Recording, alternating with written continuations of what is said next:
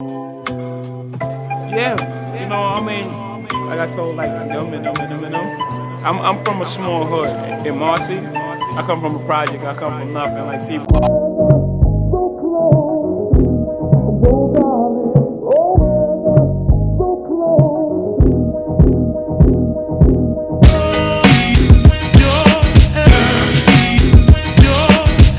Yeah, so right now we got Joey Diaz again. What's this one called? Um,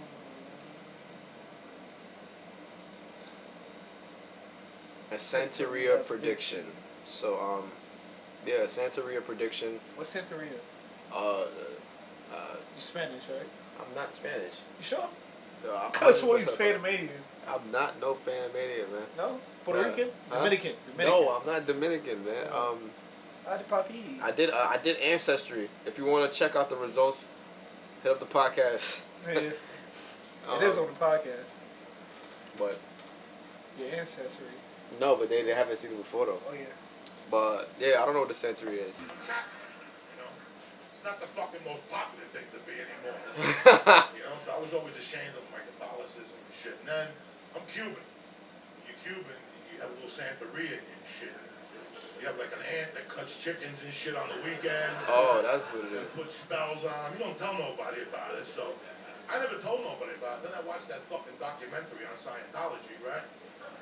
And I'm like, Alright, I'm gonna tell a story real quick, right? There was one time, right? I was in the city, your boy be out and about, and I walked by, right, and some lady is like, "Hey, do you want to learn more?" Or something? I forgot what she said to me, and she looked good. So my stupid ass, she looked good. So if a girl that looked good stopped me, I'd be like, yeah, show me what you got going on. So what you got, little mama? So she was like, "Yeah, come over here." So she brings me to in a church of Scientology, right? Now all my people that have seen South Park and all that shit, right? Yeah, right. Y'all know what Scientology is, right? If you ever looked it up and see what's going on, this is no disrespect to people that I heard Tom Cruise is... Yeah, Tom Cruise is, yeah. This is no disrespect to people that believe in Scientology and stuff like that. I'm just telling you about my experience. So I go in the Church of Scientology. No lie. This bitch never blinked. She never blinked, right? She was like, "Hi. Are you gonna you wanna do something?" And I'm like, "The fuck," right? So I'm shook, right? So I'm like, yeah, like, okay. And she's like, Pause your story. Yeah. Why did you trust her knowing, like, she's not blinking? That should be, like, a red flag to you. Like, hey. because hold in up. my mind, I was thinking, like, I would see what's going on. Like, I want to see what's going on, right? And if something were to happen, I can just stab her in her neck. Like, I would just stab her. Like, if something bad were to really happen, I'll just stab her in her neck. You know what I mean? And I'll just get out of there, right? I was prepared, right? So I wanted to see what was going on, right? So she's like, "Hey, I'm gonna show you a video, and I'm gonna just leave the room, right?" So I was prepared to stab her neck. They don't call me OJ for no reason, right? So she leaves the room. She shows me a video about some Scientology shit. It was a pretty cool video, right? So once I see the video, I'm like, okay, this is not that bad, right? So she was like, "Oh, why don't you sign up and for like $100?" And I'm like, "Sign up for what?" Right? So she's telling me to sign up, and I'm like, "Nah, I'm not signing up," right? So she brings me to another room. The room is huge now, right? Pitch black, right? She leaves. They got like a big ass like projector. She leaves, shows me another video, right? Son. And then I watched that, said I'm not still feeling it. She was like, "Oh nah, like you want to do this." I'm like, "What the fuck?" So now I'm getting scared now. So I'm like, I'm really gonna have to stab this bitch in her neck, right? So then she shows me the church, right? So she shows me the church. Church looked pretty cool, right? And I said, I'm not feeling it. I'm about to just get out of here. She's like, "No, why don't you talk to the head of the church?" And I'm like, "All right, cool." So, right, this is when it gets funny. So I'm talking to the head of the church in this secret room or whatever, and then she's like, "What do you think Scientology is?" Right? I seen South Park, right? So South Park basically said, it's some mystical shit, right? And it basically said that it's some mystical shit, and if you're like the like the good souls of people died in like a volcano or some shit like that, and the person that rules the person that rules the like the devil is called Xenu or some shit like that. Yeah. Right. So South Park did some shit about it, and basically it was some crazy shit. It was like some mystical, like magical type of thing, right? Uh-huh. I thought it was a joke, right?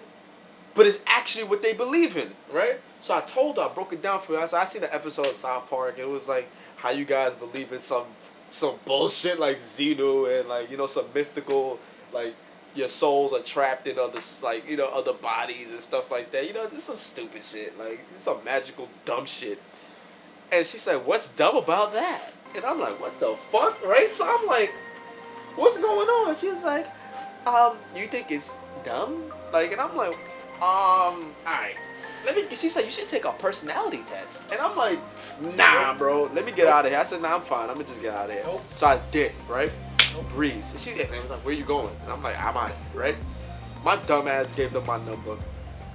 Right? They called me like every month, right? So, I went home and I looked up what they believed in.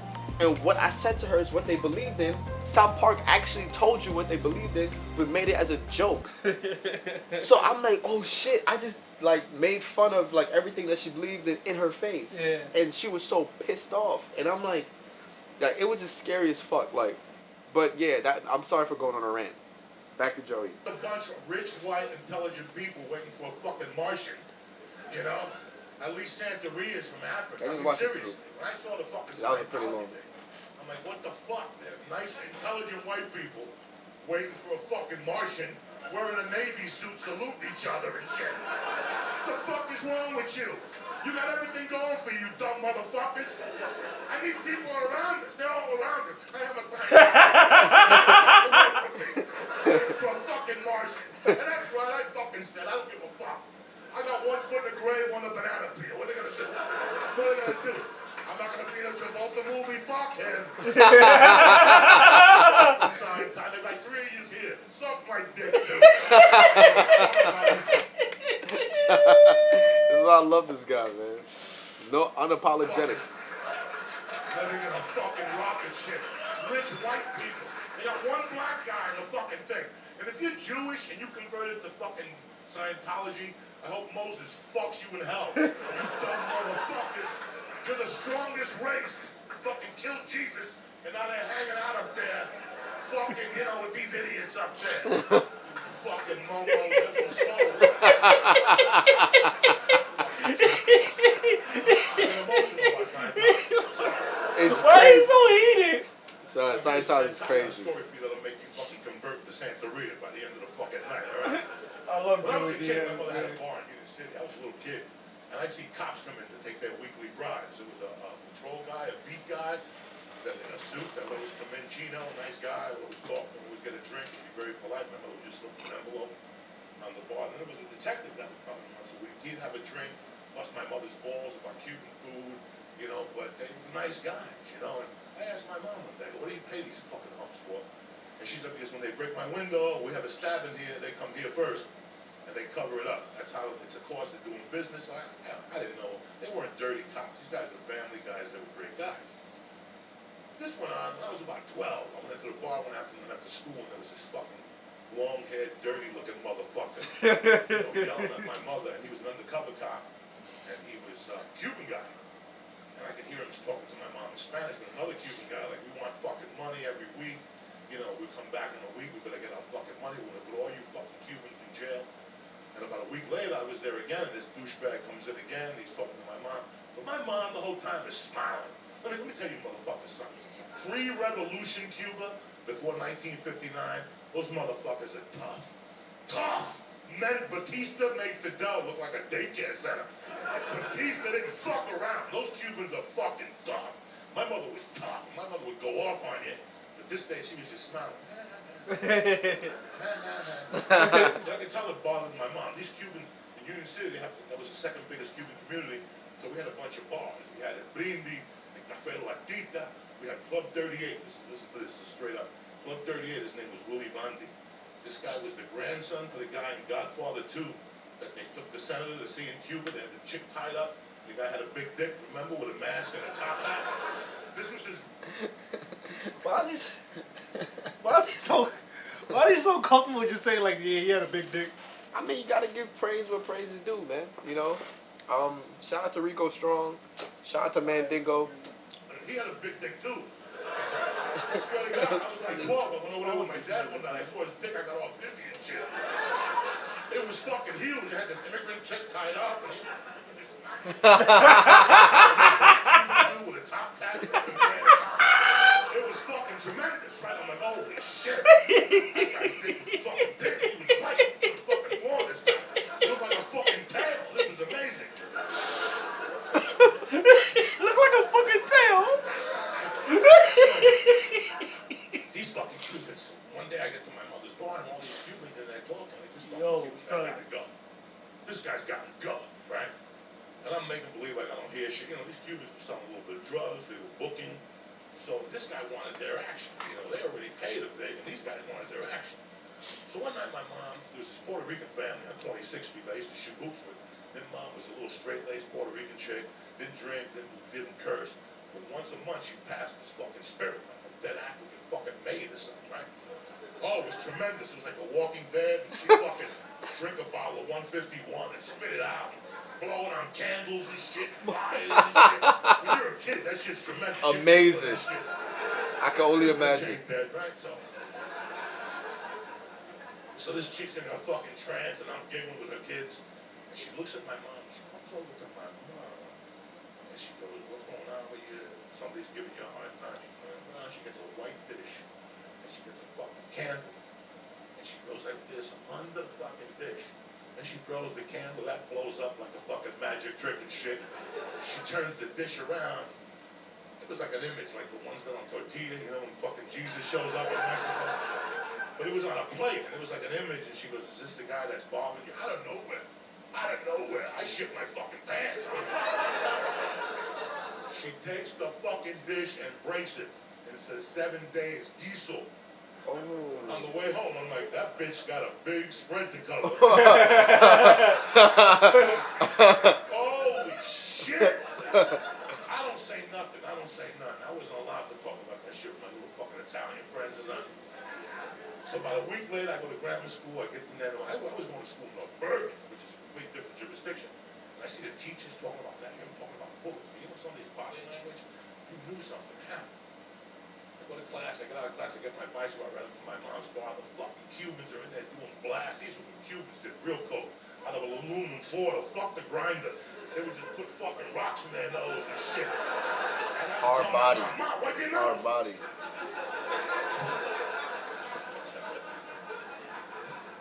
They're all up there fucking celebrating, clinking. I go, what happened? Well, that fucking cop got killed last night. It was this taxi cab company. They sold coke, Rapido taxi. Cubans. Rapido means quick, you know what I'm saying? And they never had no customers. They just flew around the fucking town. So Wait. That's a time I can't live in, man. Wait. I'd be so happy that I was born to, like, the year I was born, because I can't handle none of that, like, shit back in the 80s, 70s, and 60s. Like, too crazy for me, man. Way too nuts, man. That's crazy. Yeah, man. That's crazy. And they had to make a collection like midnight. They got him and his partner. They shot the fuck out of that motherfucker. Shot him. And the partner's still alive. He got stuck in the car. He says he couldn't get up, but they got him with buckshot. So the fucking guy, they chopped him in half with the bullets. I fucking got on my bicycle. I went up there before CSI. It was a brick wall just fucking blown apart with bullets. The shell casings were everywhere. They fucked this motherfucker up. And I was like, I gotta pay attention to that motherfucker later. Because that bitch got magic powers. I forget about this story. I move on with my life. 1,000 things happen. I go to jail. I come out. I go to apply for a fucking job at a Honda dealership in Boulder, Colorado. They go, a couple people got interviewed, but one of them is Cuban. Okay. And, you know, he's gonna come in a little while. He comes in. We start talking. I go, so where are you from? Miami, Union City. He goes, we used to be from Union City. My dad was a cop. I shot there 20 years ago. Oh. And all of a sudden I got dizzy, like I saw Willie's dick all over. Get the fuck out of here. I'm working with this kiss of death. Dick make you dizzy?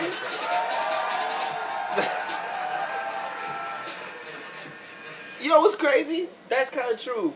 Some girl said that. Yeah. That dick makes her dizzy. Like when she's taking back shots, like Dick make her dizzy. Yeah, dick make her dizzy. Yeah, so dick made Joey dizzy, man. Dizzy Dick Diaz, Triple D. Dizzy Dick I think Diaz. this is your last reaction. But Dizzy Dick. yeah, hashtag Dizzy Dick, man. Comment Dizzy Dick in the comments. Comment man. Dizzy Dick. But yeah, this was good. This is a good story once again, man. Joey Diaz, he never fails, man. I'm invested in all his stories. Funny. He hits everything, man. He hits every You know why I'm impressed? box on the check, whatever. I'm impressed that he remembers all these stories. Yeah, getting fucking high and shit. Like I can't remember shit from like yesterday. Yeah. Like people will be like, "Oh, wait, you said what in your reaction?" And I'm like, "Oh shit, I said that." I said that. Yeah. And he remembers all these stories. It's crazy. And it's like there's more stories on his podcast. Like, Yeah. This is, like I was looking at his podcast, like just the titles. I ain't clicking, but I was just looking at the title. I'm like, how do you go through all this in life? But Yeah. I forget this nigga is what, 50, 60 years old. Yeah. I don't know, man. And for him to remember all this shit, that's insane, man. And by doing all the drugs, you remember like come Crazy, on, dog. man. Like when I be high and I forget what that's I what I'm did saying. yesterday. Exactly. I forgot what I get drunk and I forget what I did I yesterday. forgot what I did last night. He wasn't even drunk. I was lit. I was lit last night. You know, it's Independence season, so happy Juneteenth, man. Maybe on the Tuesday. Yeah. Don't trust our opinion. Holla at your boys. Patreon coming July. Podcast coming July.